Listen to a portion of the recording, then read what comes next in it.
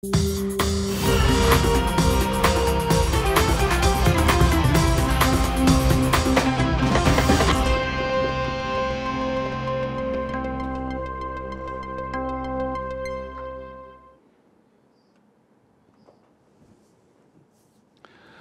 dia, pessoal. Bom dia para vocês. Segunda-feira, dia 7/7 de 2025. 7 de julho de 2025.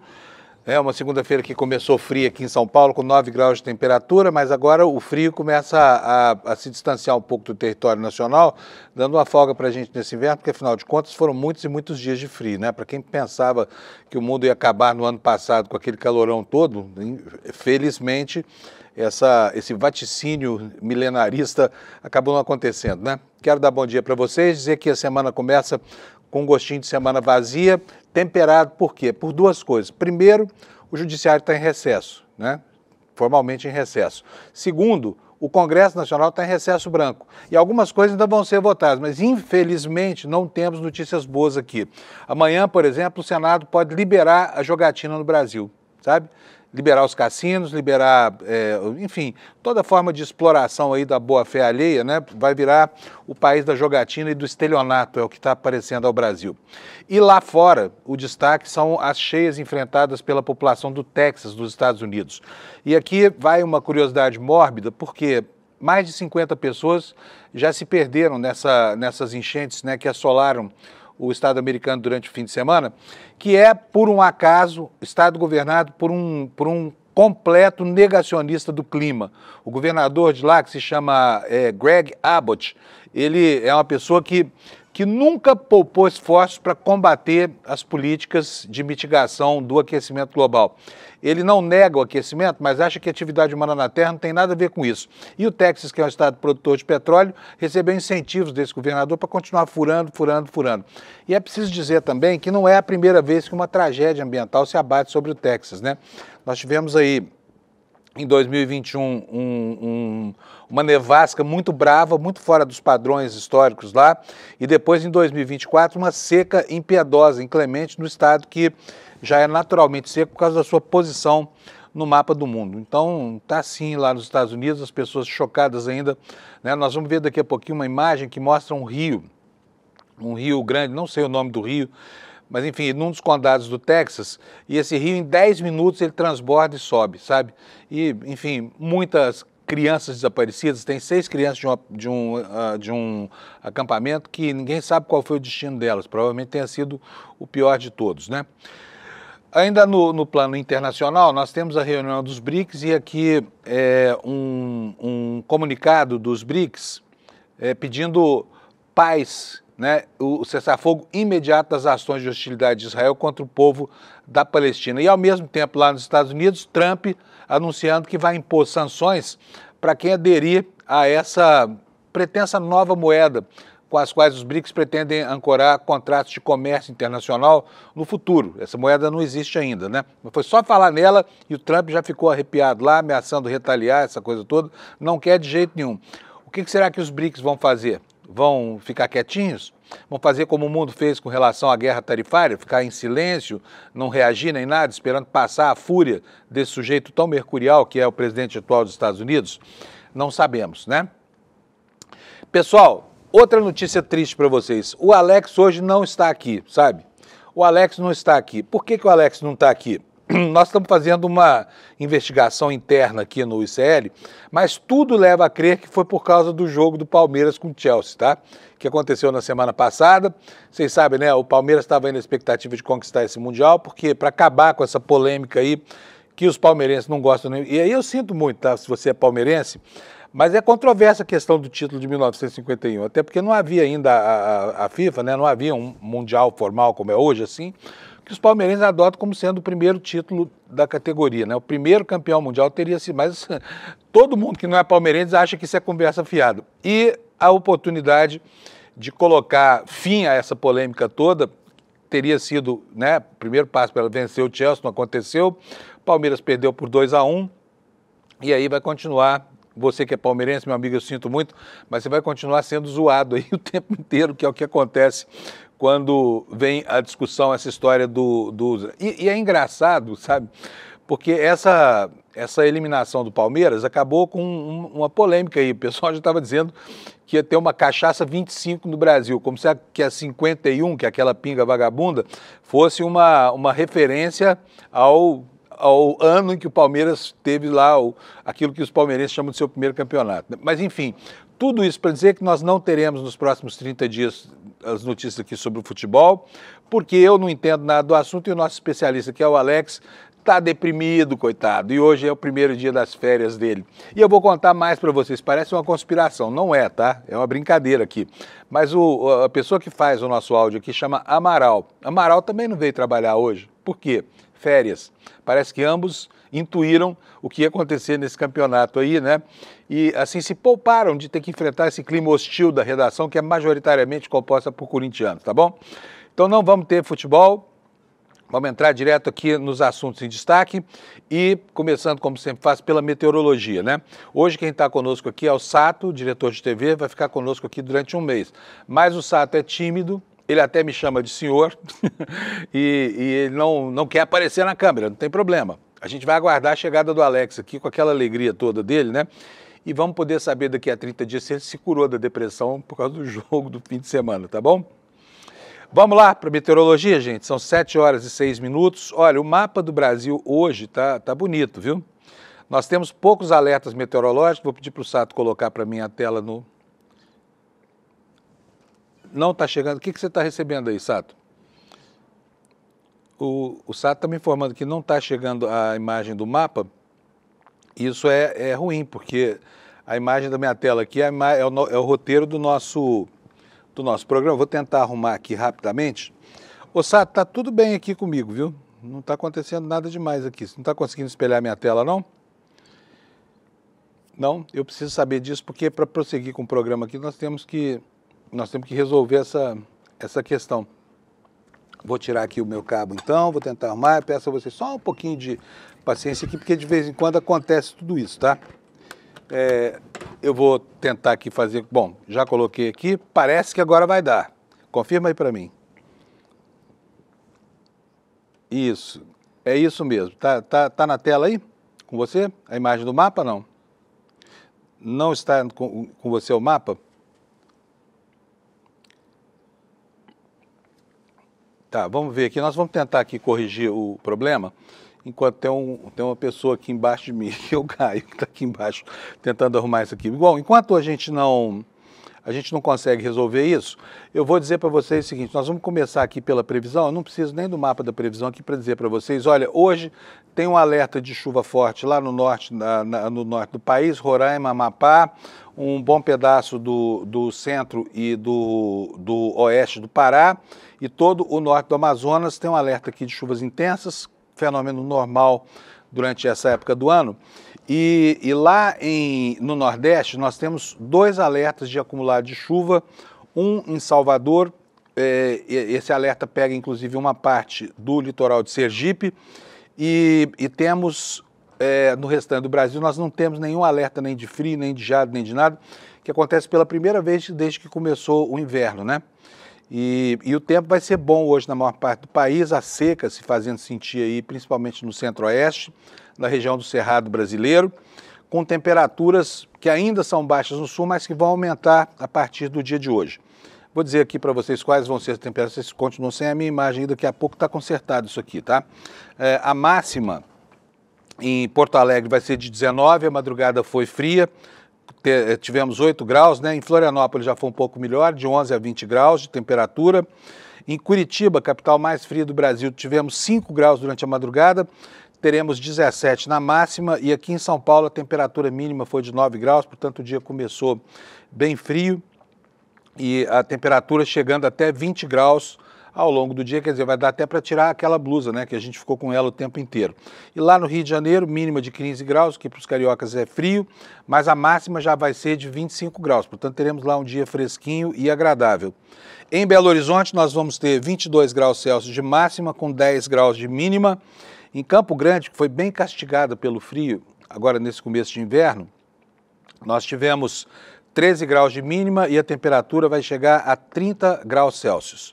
Em Cuiabá, a temperatura mínima também foi congelante para os padrões locais, 16 graus, e a máxima também para os padrões locais não vai ser grande coisa, só 33 graus, que para eles isso aí é quase que um inverno rigoroso. Goiânia com máxima de 29, mínima de 14 graus. Em Brasília, 25 graus de máxima, 10 graus de mínima, portanto tivemos lá uma madrugada gelada, mas lá de Palmas para cima o tempo já começa a ficar bastante quente, né?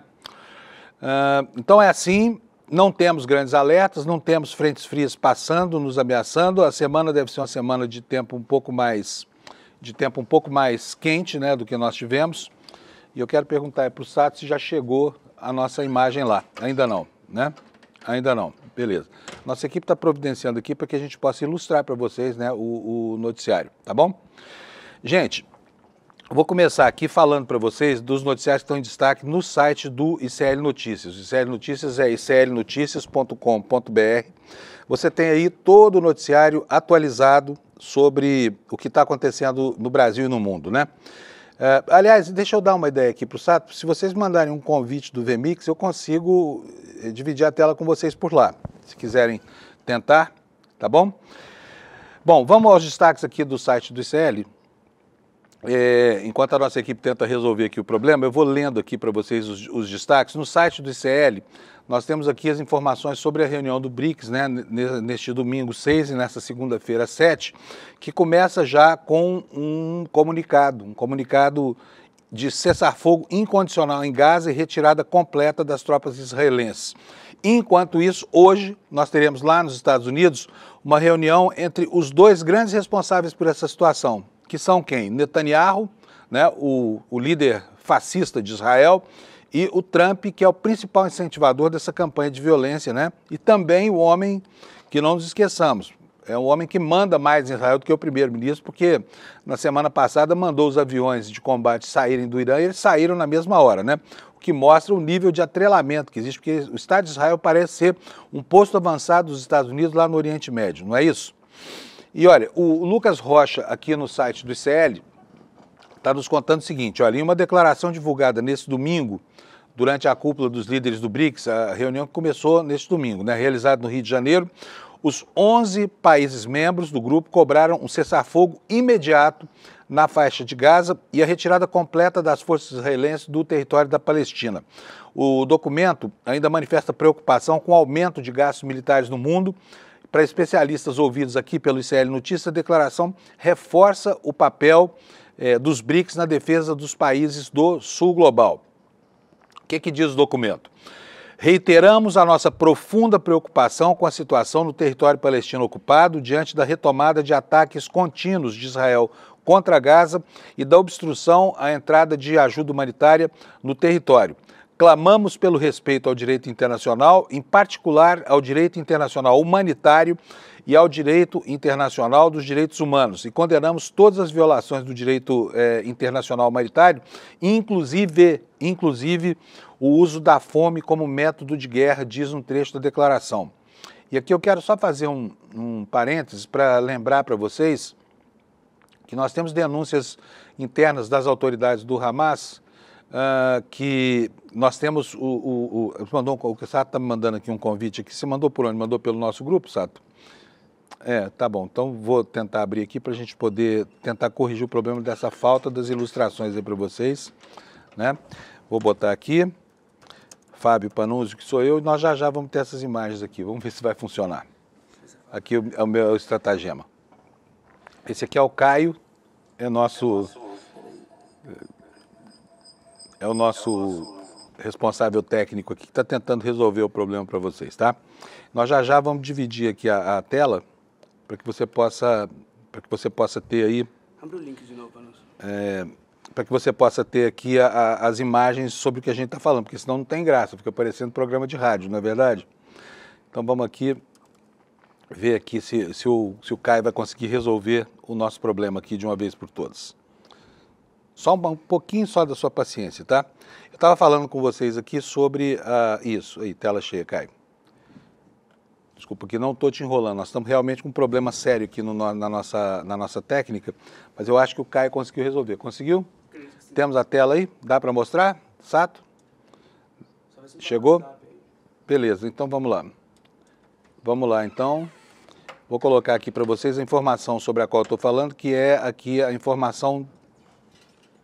Beleza, maravilha. Então a equipe está dizendo aqui que já já você vai ter a imagem aí na sua tela, tá bom? Voltando aqui ao assunto que interessa, que é a questão da manifestação do BRICS, o comunicado diz o seguinte, o comunicado faz uma exortação, diz o seguinte: exortamos as partes a se engajarem de boa fé em novas negociações com vista à obtenção de um cessar-fogo imediato, permanente e incondicional, a retirada completa das forças israelenses da faixa de Gaza e todas as demais partes do território palestino ocupado. E exortamos também a libertação de todos os reféns e detidos em violação ao direito internacional e ao acesso e entrega sustentados e desimpedidos de ajuda humanitária, disseram os líderes dos BRICS.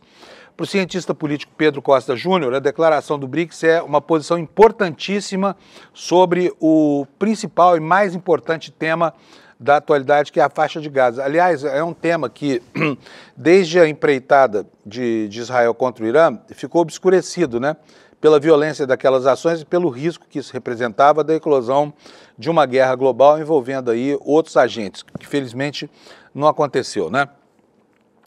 O que diz o Pedro Costa Júnior para a nossa reportagem aqui do site do ICL?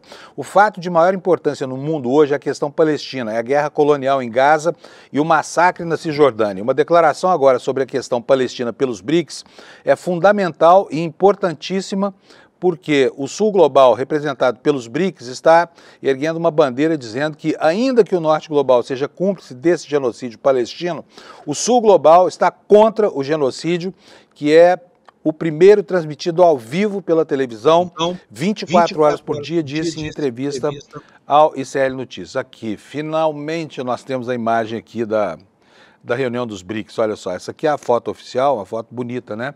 Tendo ao fundo aí o Pão de Açúcar, né? E o Morro da Urca. E aqui mais uma informação sobre isso, sobre o aumento dos gastos militares do BRICS. A declaração ainda manifesta apreensão diante da tendência atual de aumento crítico dos gastos militares globais. Em seu discurso na abertura da cúpula, o presidente Lula criticou a recente decisão da OTAN de destinar 5% para gastos militares, enquanto não são alcançados os 0,7% prometidos do PIB em países desenvolvidos para assistência oficial ao desenvolvimento. É sempre mais fácil investir na guerra do que na paz, foi o que pontuou o Lula. O presidente brasileiro, anfitrião do evento, ainda votou a cobrar o fim do genocídio em Gaza e disse o seguinte: absolutamente nada justifica as ações terroristas perpetradas pelo Hamas, mas não podemos permanecer indiferentes ao genocídio praticado por Israel em Gaza e a matança indiscriminada de civis inocentes e o uso da fome como arma de guerra, declarou. O BRICS é composto por 11 países, como se sabe, eram apenas 5, né? Já cresceu bastante, e também tem os países visitantes que se preparam para ingressar aqui nessa que está se tornando uma aliança global extremamente importante do ponto de vista da geopolítica, né? Quais são esses países? Vamos lá. África do Sul, Arábia Saudita, Brasil, China, Egito, Emirados Árabes, Etiópia, Indonésia, Índia, Irã e Rússia. E 10 países parceiros, que são esses que eu falei, que são os convidados, né? Belarus, Bolívia, Cazaquistão, Cuba, Malásia, Nigéria, Tailândia, Uganda, Uzbequistão e Vietnã. A reunião prossegue hoje, dia 7, lá no Rio de Janeiro. Vamos voltar aqui ao site do ICL para que a gente possa ver aqui os próximos destaques. Vamos falar um pouquinho sobre mordomia aqui dentro, depois a gente volta a falar sobre o noticiário lá fora. Nós temos aqui uma matéria, é uma matéria da Folha Press, assinada pelo Ranier Bragon, que é ótimo repórter, e pela Thaís Oliveira, dando conta do seguinte: olha só, festa no Amazonas, festa em Parintins, né? Aí vai todo mundo para lá fazer o proselitismo político. É um compromisso de campanha política avançada. No mínimo, é turismo às custas do contribuinte. E para chegar lá, o que é que esses caras usam? Usam aviões da FAB. É muito fácil, né? Já que a legislação prevê aí que ministros, autoridades da República, enfim, ministro Supremo e tudo mais, usem esses jatos aí. Isso é uma vergonha, isso é uma imoralidade, é uma coisa típica do Brasil. No mundo aí fora, vai na Europa lá, tem primeiro-ministro que vai trabalhar de bicicleta. E aqui, os nababos da política andam de jatinho como se fosse deles, né? Por quê? Ah, não, mas a legislação permite. Beleza. Um voo desse custa mais do que transportar, às vezes, 100 e tantos passageiros, tá? Só para garantir o conforto de gente como Alcolumbre e Hugo Motta, né? Que abusando da paciência do brasileiro, e aí reforçando indiretamente essa imagem que a campanha do Campo Progressista está fazendo, de que são gente que só defende os ricos, eles o tempo inteiro se utilizam dessas coisas como se fossem patrimônio deles. É um absurdo isso. Eu vou ler aqui para vocês a matéria. Motta, Alcolumbre e Barroso usam aviões da FAB para ir ao Festival de Parintins. Os presidentes da Câmara, Hugo Motta, do Senado, Davi Alcolumbre, e do Supremo, Luiz Roberto Barroso, além do ministro do Turismo, Celso Sabino, do União Brasil, usaram aviões da FAB, da Força Aérea Brasileira, para ir ao Festival de Parintins, no Amazonas, no último final de semana. O decreto de 2020 regula as viagens e permite o uso das aeronaves pelo presidente do Senado, da Câmara e do Supremo, além de ministros do governo e comandantes militares. O Ministério da Defesa também pode liberar os votos para outras autoridades. É bonito isso, não é não, gente? Fala sério. As regras prevêem que as solicitações podem ser feitas para atendimento de emergência médica por razão de segurança ou por motivo de viagem a serviço. Diferentes autoridades, porém, costumam usar esses voos em compromissos que não são diretamente ligados às suas funções e que nem sempre aparecem nas agendas oficiais. De acordo com registros da FAB, Sabino Motta, Sabino ministro do Turismo, tá? Motta e Alcolumbre, o corregedor-geral do CNJ, que se chama Mauro Campbell, e outras 5 pessoas dividiram uma aeronave para ir de Brasília ao festival na sexta-feira, dia 27, e na volta para a capital federal, no domingo 29, a aeronave transportou 20 pessoas. Portanto, era um avião grande, né? Sabino, Motta e Alcolumbre foram recebidos em Parintins pelo senador Eduardo Braga, do MDB do Amazonas, e também pelo prefeito de Manaus, que se chama Matheus Assayag, do PSD. Em entrevista a uma rádio local, Braga disse ter conseguido 17 milhões das 3 autoridades para recapear o quê? A pista do aeroporto, e brincou ter sido esse o grande prêmio do festival do ano. Quer dizer, estão brincando lá com 17, quase que esse voo sai mais caro do que o asfaltamento da avenida que liga a cidade ao aeroporto, né? Olha aqui, e aí diz o seguinte, ó, ano que vem, vocês não querem vir nesse jato da FAB bonito para o festival? Então arrumem 17 milhões para a gente recapear a pista do aeroporto, porque a ANAC, né, que é a Agência Nacional de Aviação Civil, está querendo interditar o aeroporto por causa do acesso. Já arrancamos um compromisso público, disse Braga na entrevista, em meio a risos do trio. Ou seja, eles usam os próprios vices para fazer blague, para tirar sarro do país, tá? Então, se você quer andar de jato de graça, não quer pagar nada, vire deputado, vire senador, barganhe um cargo de ministro de Estado, que você vai para o Festival de Parintins, vai para o Carnaval de Salvador, vai ver o desfile das escolas de samba no Rio, tudo por conta do imbecil do contribuinte que vai pagar a conta do seu conforto, tá? E pensar que outro dia essa gente não era nada e nem tinha importância nenhuma, tá? E tampouco usava jatos para se deslocar de um lado para outro. Tá na hora de o brasileiro começar a de fato se indignar com relação a esse uso nababesco do patrimônio público. E são esses caras aí, principalmente Alcolumbre e Hugo Motta, que ficam fazendo a maior confusão em torno da questão fiscal brasileira, sacaneando o governo que tenta disciplinar esse assunto. E eu não estou isentando também o governo da responsabilidade por essa mordomia, não, porque tinha ministro de Estado aqui, ó, tem o ministro do Turismo aqui, fazendo turismo às nossas custas, lá no Festival de Parintins. Qual é o problema de pegar um avião de passageiro, hein, gente? Fala para mim. Vai lá, até o Bolsonaro, que é um cara estigmatizado, anda de vez em quando de avião de carreira. Qual é o problema? Do que essa gente tem tanto medo?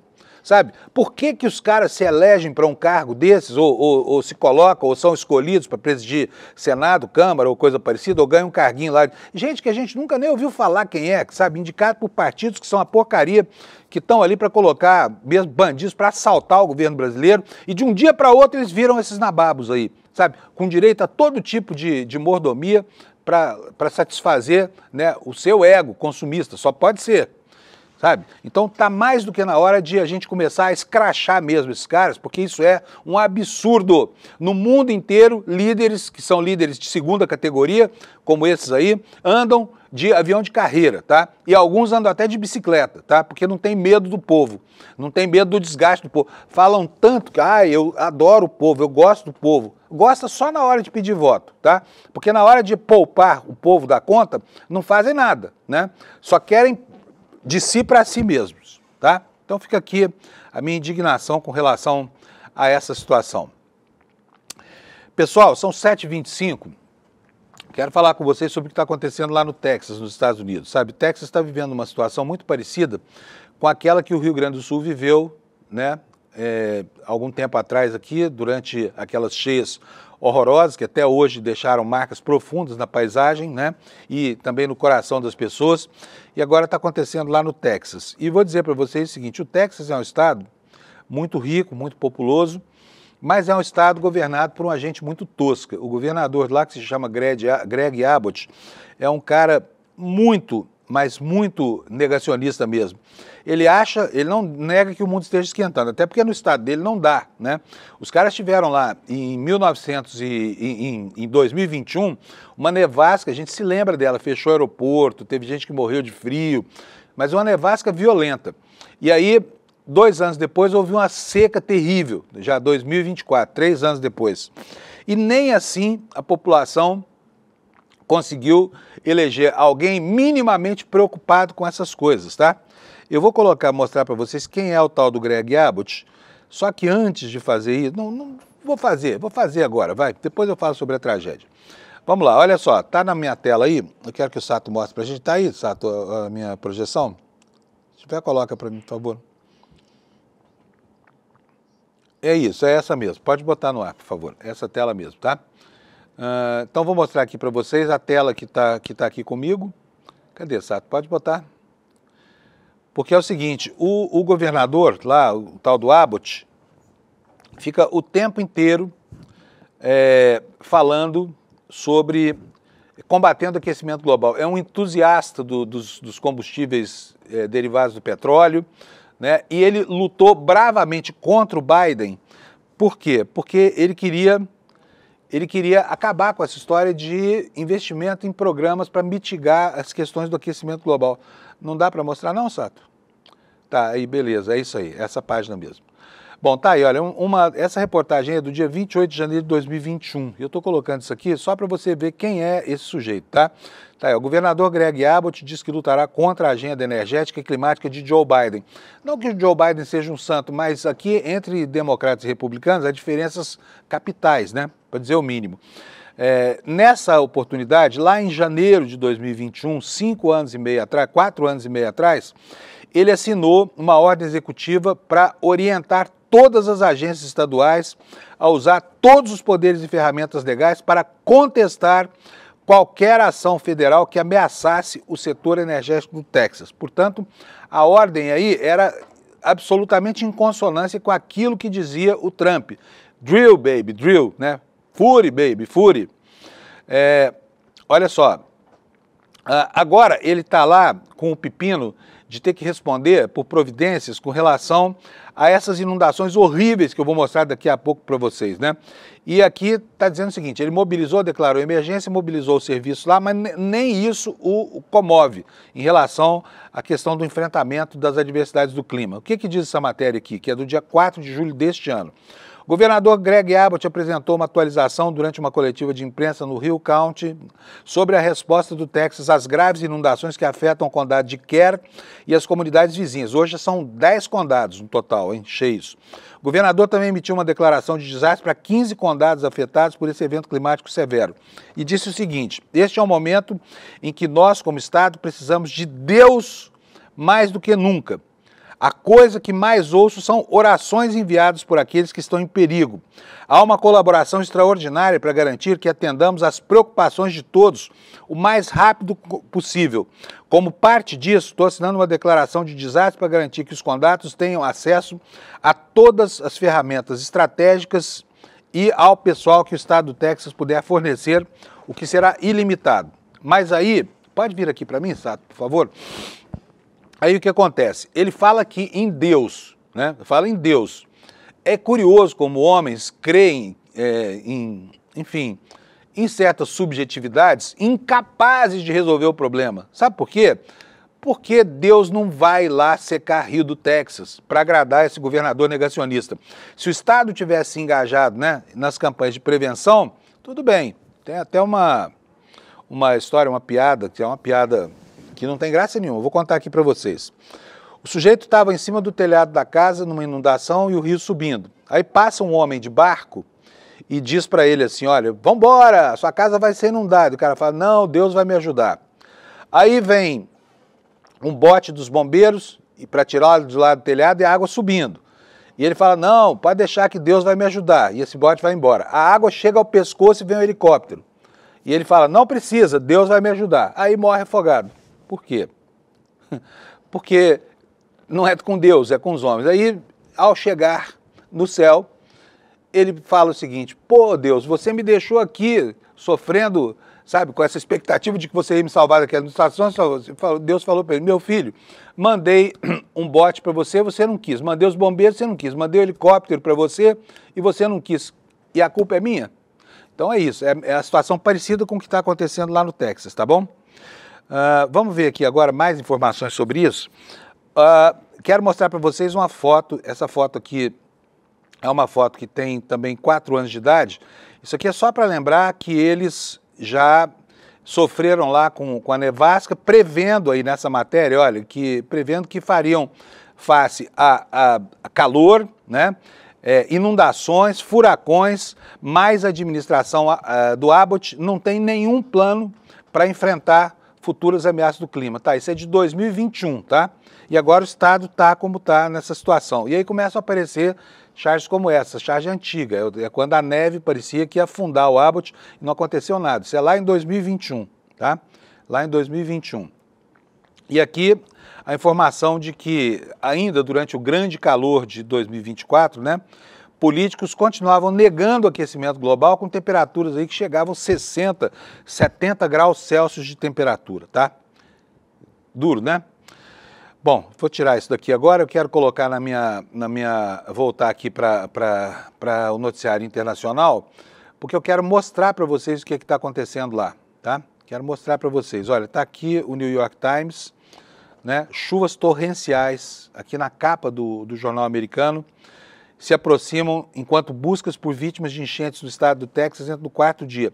O jornal fala em já mais de 80 pessoas. No fechamento do dia de ontem, eram cerca de 50 pessoas, mas está aqui a informação de que são mais de 80 que morreram em uma enchente das mais mortais dos Estados Unidos em décadas. Pelo menos 41 pessoas, incluindo 10 meninas, foram levadas de um acampamento de verão e continuam desaparecidas, tá?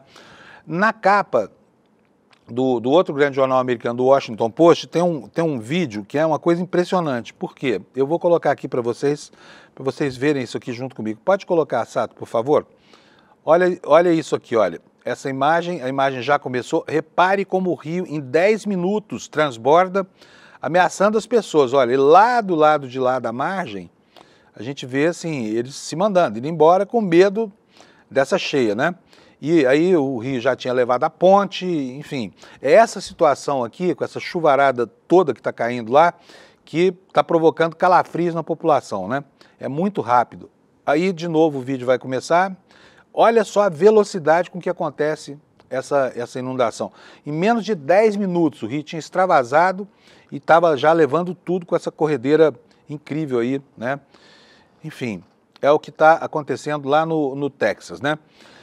Então, nós temos aí, eu quero dizer para vocês um pouquinho mais, quem é o Greg Abbott? Pode tirar a imagem aí, eu vou dizer para vocês quem é o Greg Abbott, esse governador negacionista que está comendo aí o pão, literalmente, que o diabo amassou por causa da sua negativa, né?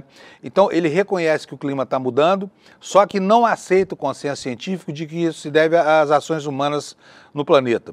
Ele já foi procurador-geral, liderou diversas ações judiciais contra regulamentos ambientais federais, complicando as tentativas de controle de emissões lá no estado dele, o Texas. Já afirmou que pretende bloquear incentivos e energias renováveis, excluindo-as de programas de apoio econômico. E a prioridade dele é para combustíveis fósseis e mais, ele é um militante anti-ESG, que é uma sigla que demoniza, né, demonizado lá nos Estados Unidos, tanto quanto a palavra woke, que diz respeito a esse pensamento mais avançado, que eles chamam de pensamento woke, que é o pensamento progressista, né? Tem uma postura firme em defesa da indústria do petróleo e do gás, ataca iniciativas ESG que visem reduzir emissões, alegando que elas prejudicam empregos e a economia local. O Partido Republicano do Texas, sob a liderança dele, se opõe ativamente a iniciativas climáticas e até defende abolir a Agência de Proteção Ambiental, né? Será que eles vão ter coragem de manter esse tipo de argumentação? Bom, vamos lá. A Abbott tem solicitado fundos federais para proteger infraestruturas críticas como diques e sistemas de drenagem, especialmente após os desastres climáticos sucessivos que ele já enfrentou. Neve, calor e agora inundações, né? E ainda assim, seu governo não apresentou um plano estadual abrangente para reduzir emissões ou combater as causas do aquecimento global, focando apenas em consequências imediatas, tá? Então é isso, esse é o cara que governa o Texas, que não por acaso está sofrendo lá, né, e muito com essas inundações. E tem uma outra informação aqui, olha, essa informação é aqui do nosso site, tá? Enquanto as autoridades americanas falam em 50, nós já temos aqui uma relação de 78 mortos.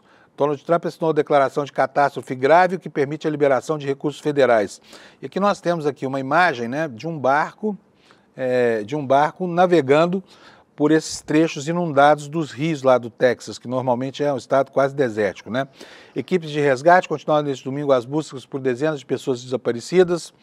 As enchentes, segundo essas fontes aqui consultadas pela agência France Press, que é a dona desse dado, já são 78 mortos no estado do Texas. A população se uniu às autoridades à procura dos desaparecidos e aqui uma tristeza, né? Pelo menos 10 meninas e um conselheiro de um grupo cristão que estavam acampados à margem de um rio chamado Rio Guadalupe. Tá? É a situação triste que acontece lá nos Estados Unidos. Bom, vamos voltar aqui para o Brasil? Vamos voltar aqui para o Brasil, onde felizmente o clima está nos dando aqui uma folga, um inverno de temperaturas baixas e amenas em quase todo o país. Vamos falar sobre algo quente no reino da política, né, que são as eleições internas do PT. E aqui na capa do ICL, nós temos a informação de que o Zé Dirceu está projetando a candidatura dele para 2026, para depois pedir uma revisão do mensalão, que foi aquilo que o condenou, inclusive, à cadeia, né, acusado de desviar dinheiro para pagar os corruptos dos partidos que apoiavam o governo naquela época. O que nos diz aqui a matéria do Arthur Guimarães, da Folha Press? Tietado nas eleições do PT neste domingo 6, o ex-ministro Zé Dirceu afirmou que a tendência é se candidatar a deputado federal em 2026 e que estuda pedir uma revisão do mensalão no ano seguinte. Dirceu votou no pleito interno do partido na zona sul de São Paulo.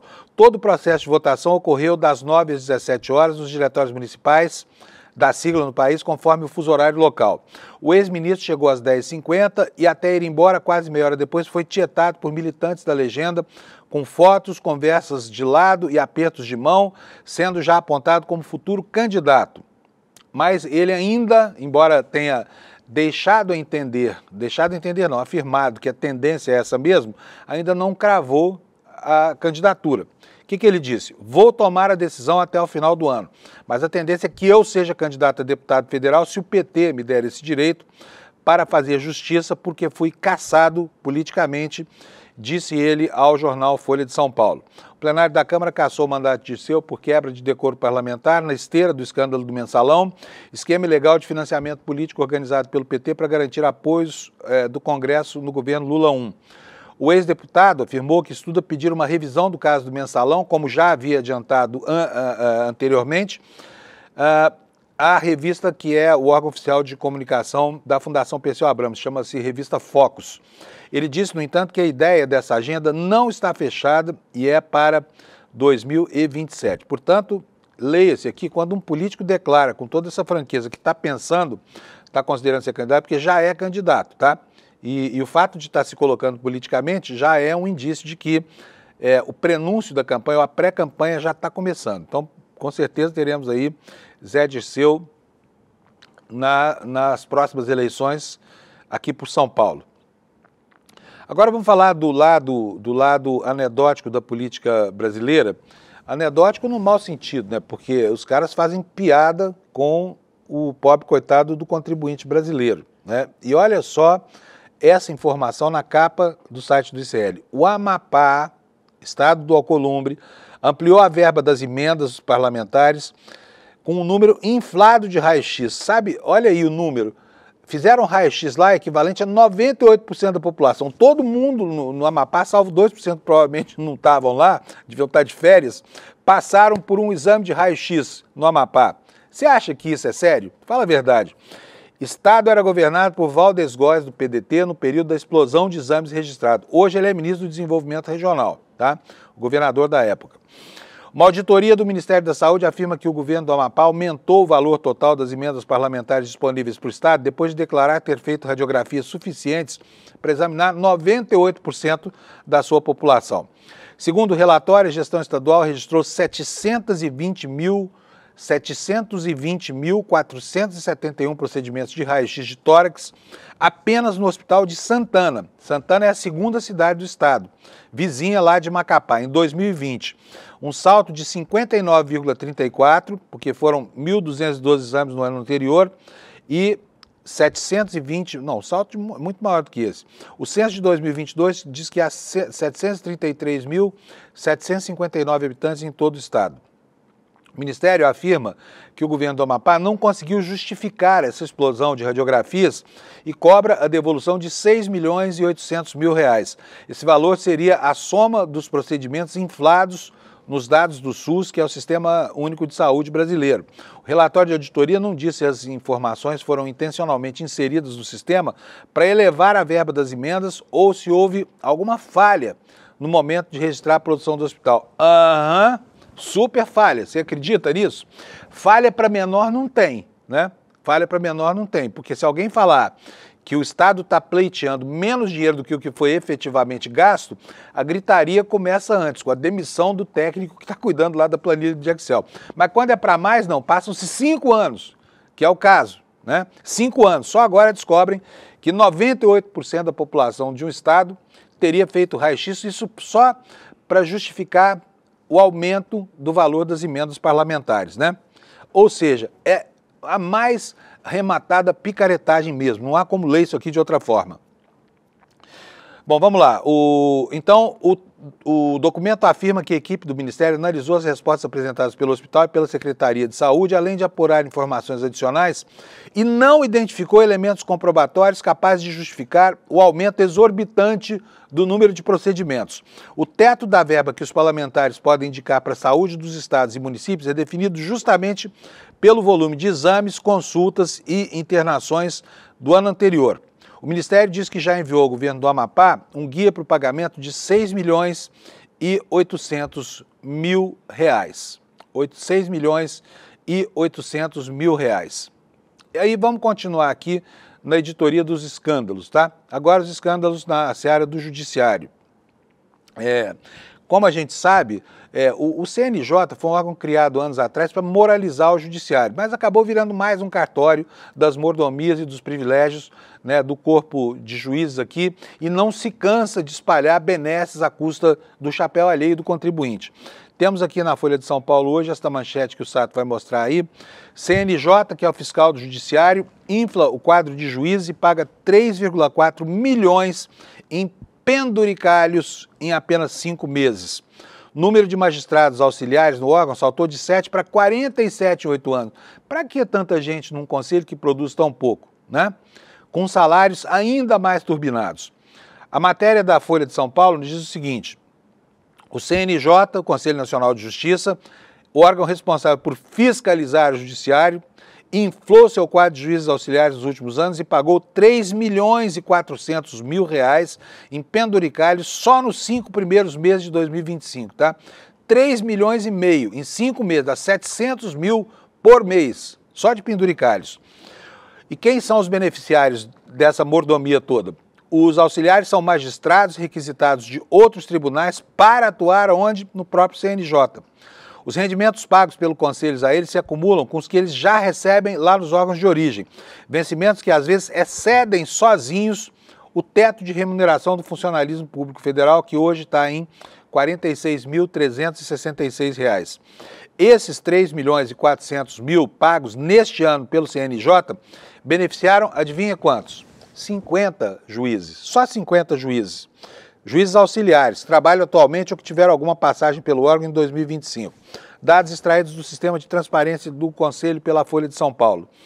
Em nota, o CNJ afirma que tem consolidado seu papel constitucional como órgão de coordenação, planejamento estratégico, implementação de políticas judiciárias, além da sua atribuição correcional, e que tem o menor orçamento do judiciário.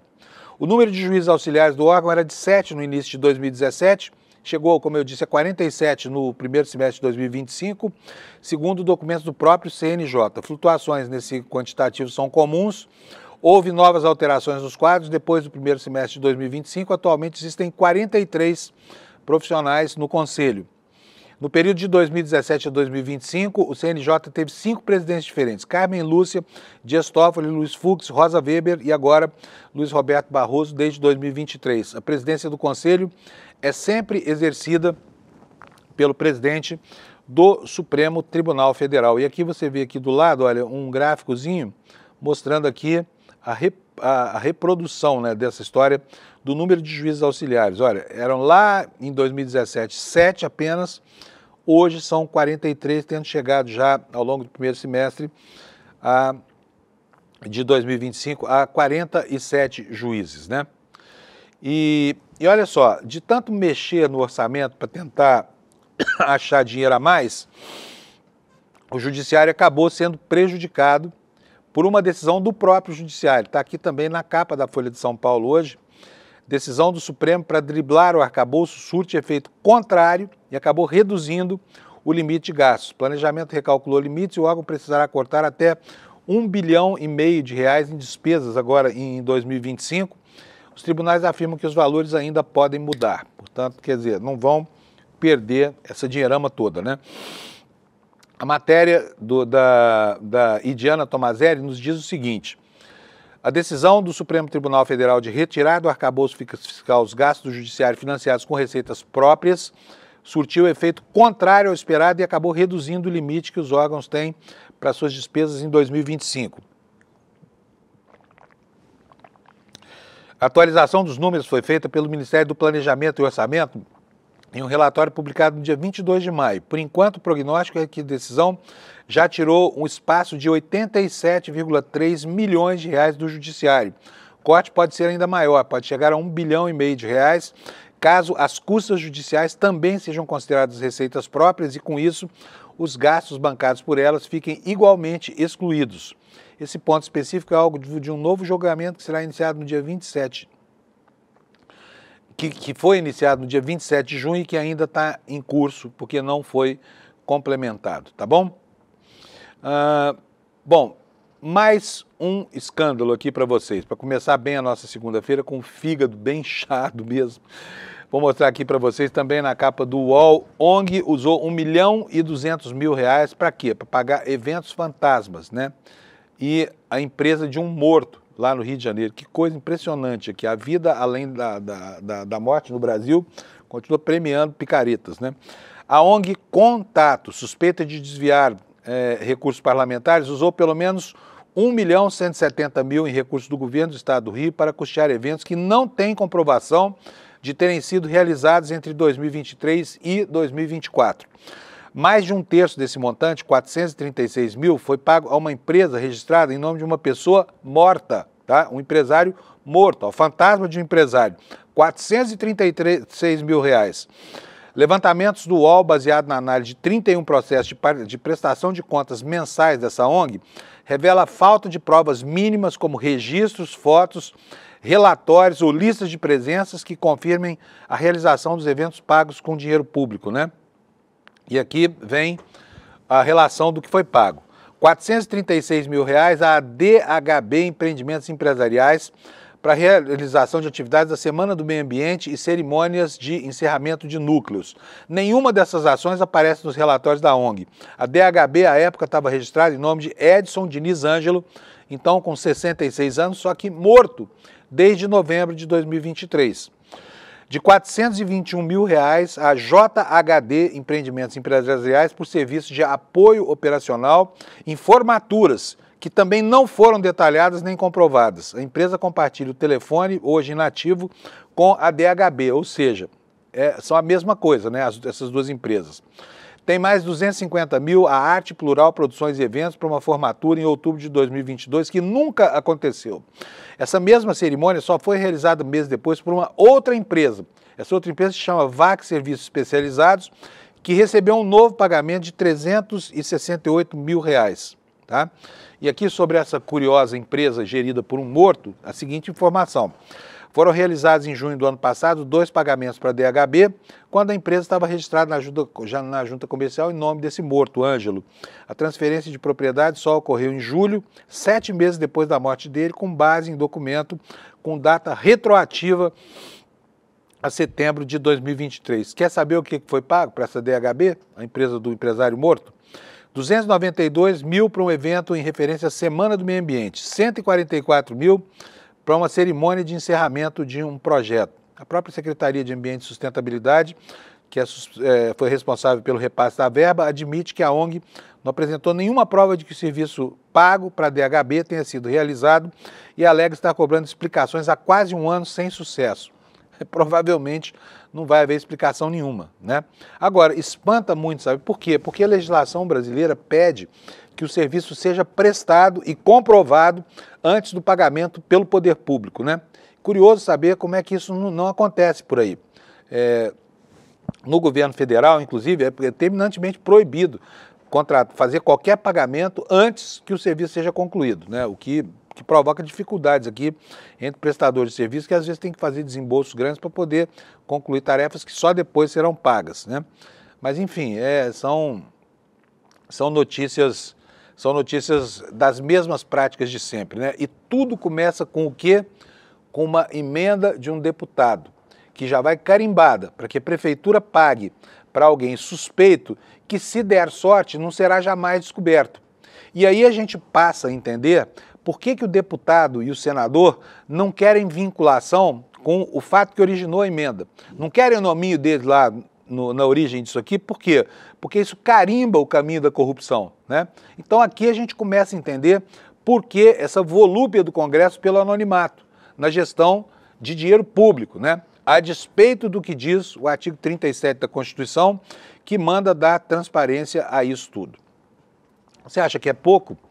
Saiba que esta semana pode ficar marcada como uma semana em que o Senado brasileiro votou pela liberação dos jogos no Brasil, né? O projeto é um projeto muito polêmico e conta aqui com o apoio do governo, que é péssimo, conta com o apoio dos partidos da base governista, que é péssimo também, mas conta com a objeção das igrejas neopentecostais. Portanto, a bancada evangélica se opõe a esse projeto aqui.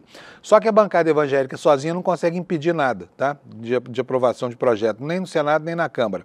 São muito poderosos e tudo mais, são a segunda ou terceira maior bancada, mas eles não passam de se eu não me engano, 173 parlamentares na Câmara, e o número no Senado não me lembro, mas não tem problema. Quer dizer, eles sozinhos não barram nada. Mas vamos ver o que vai acontecer essa semana aqui. Olha só que manchete linda, né? Pensar, o Brasil desde 1947 proíbe o jogo, proibia, porque agora essas bets já, enfim, prostituíram completamente a relação do Estado com empresas que têm só por objetivo tirar dinheiro dos seus consumidores, que é o que acontece com essas empresas de jogos aí. Então o Senado pode votar o projeto que libera bingos, cassinos e jogo do bicho no Brasil. Medida divide o Senado e meia lobby de grupos empresariais e aqui, como eu falei, a resistência da bancada evangélica. A matéria da Folha nos conta que o Senado planeja votar em plenário na terça-feira o projeto de lei que legaliza bingos, cassinos, jogo do bicho em todo o país, após mais de 30 anos de discussão no Congresso Nacional. O presidente da Casa, Davi Alcolumbre, do União Brasil, tenta destravar a votação do projeto desde o ano passado, mesmo diante de uma resistência organizada pela bancada evangélica que se opõe à liberação dos jogos de azar. Em junho de 2024, o projeto foi aprovado pela CCJ, né, que é a Comissão de Constituição e Justiça, com um placar apertado de 14 votos a 12. Mas é preciso lembrar aqui que tanto no ambiente das comissões quanto no plenário, um único voto faz toda a diferença, né? Enfim, e quem foi que capitaneou esse resultado? Davi Alcolumbre e o relator da proposta, que é o senador Irajá Abreu, do PSB do Tocantins. À época, presidente da comissão, Alcolumbre articulou com partidos políticos a troca temporária de parte dos integrantes do colegiado para aumentar a participação daqueles que se diziam a favor do texto. Em dezembro, porém, a resistência de parte do Senado conseguiu barrar a aprovação no plenário. Então, o presidente da Casa, Rodrigo Pacheco, chegou a iniciar a discussão, mas Irajá pediu para que a votação do projeto fosse adiada diante do risco de derrota. Mas agora, né, com o apoio de Alcolumbre, senadores afirmam que o relator demonstra otimismo com a perspectiva de aprovação do projeto. Nos últimos meses, o presidente do Senado voltou a consultar os parlamentares sobre o tema e disse que gostaria de ver o projeto aprovado antes do recesso, que começa em 2 semanas. A proposta permitiria a exploração do jogo do bicho, de bingo em casas próprias para isso, são estádios de futebol, o turf, que é a corrida de cavalos, e os cassinos em embarcações ou integrados a complexos de lazer, como resorts e hotéis, né? Pressão fortíssima lá, porque esse é um lobby poderoso. A gente não tem uma ideia completa de quanto as bets corrompem o ambiente jurídico e o ambiente político no Brasil, mas é de se ver pelos números, né, do próprio INSS no pagamento das aposentadorias, número da Previdência Social, já mostra aí que mais de 3 bilhões de reais só do Bolsa Família foram desviados para essas apostas nessas empresas que fazem da jogatina a razão do seu viver, tá? Bom, é isso. Nós temos aqui também mais informações aqui sobre destinação de emendas parlamentares e tudo mais. Eu gostaria de ver aqui, só que isso aqui diz respeito ao Estado de São Paulo, tá bom? É uma matéria do UOL que está nos dando aqui a informação de que o Tribunal de Contas está vendo baixa transparência nas emendas distribuídas pelo governo Tarcísio. Ou seja, é a mesma coisa do que acontece no plano federal, tá? Baixíssima transparência. Por quê? Porque uma boa parte desses ativos aqui, que são desviados do dinheiro do contribuinte brasileiro, é para corrupção mesmo. Então, aí não pode haver transparência, porque se houver transparência, o deputado vai preso, né, junto com seus asseclas que estão lá embaixo. Na prefeitura, na ONG, na associação, no clube, desviando dinheiro, devolvendo dinheiro para quem consegue a liberação dessas emendas. O que acontece em relação a esse caso aqui? O relatório do TCE de São Paulo sobre as contas do Estado em 2024 apontou falta de transparência em emendas distribuídas pelo governador Tarcísio. O que aconteceu? O governo de São Paulo distribuiu 1 bilhão e 100 milhões em emendas voluntárias indicadas por deputados estaduais. No relatório sobre prestação de contas de 2024 do governador, o órgão avalia que a divulgação de informações sobre os repasses acontece em nível inferior ao praticado pelo governo federal, que segue recomendação do Supremo Tribunal Federal para maior rastreabilidade e controle público. Recursos são aplicados em municípios, fundos públicos, ONGs e secretarias estaduais.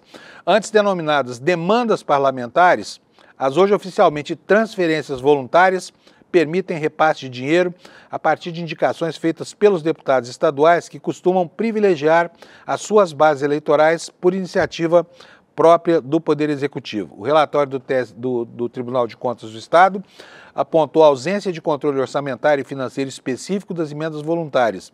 Segundo o documento, isso, olha aqui, ó, a reprodução do que acontece no plano federal, né? Isso impede identificar os recursos destinados a essa modalidade em razão de indicações parlamentares. O governo do Estado informou ao TCE que as transferências não se incorporam ao orçamento público, pois emergem apenas na etapa de execução do orçamento e não criam obrigação de execução. No entanto, elas foram pagas, né?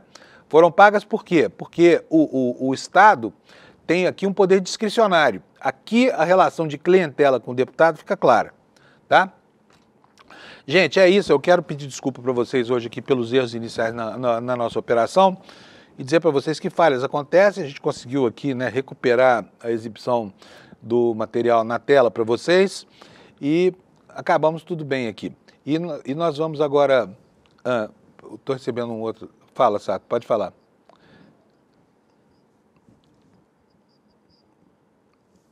Ah, sim, tá bom. Tá bom. Bom, gente, é o seguinte, hoje, daqui a pouquinho, no N1, você não pode perder o N1 hoje. Não vou nem falar do nosso marketing aqui, que eu falo todo dia, não, mas daqui a pouquinho no N1, o Eduardo Moreira vai ter um comunicado muito importante a fazer para vocês, tá?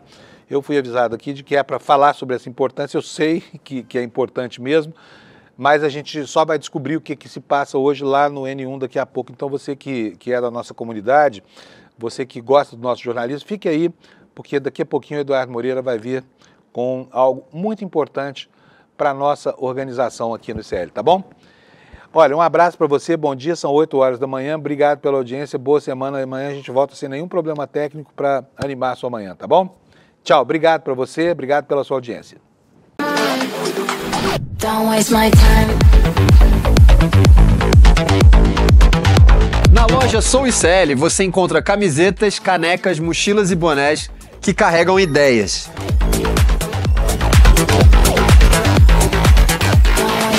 Produtos com propósito para quem acredita em justiça, consciência e transformação. Vista, use, leve a luta com você. Acesse souicl.com.br e escolha o que representa você. ICL, souicl.com.br, tá tudo lá.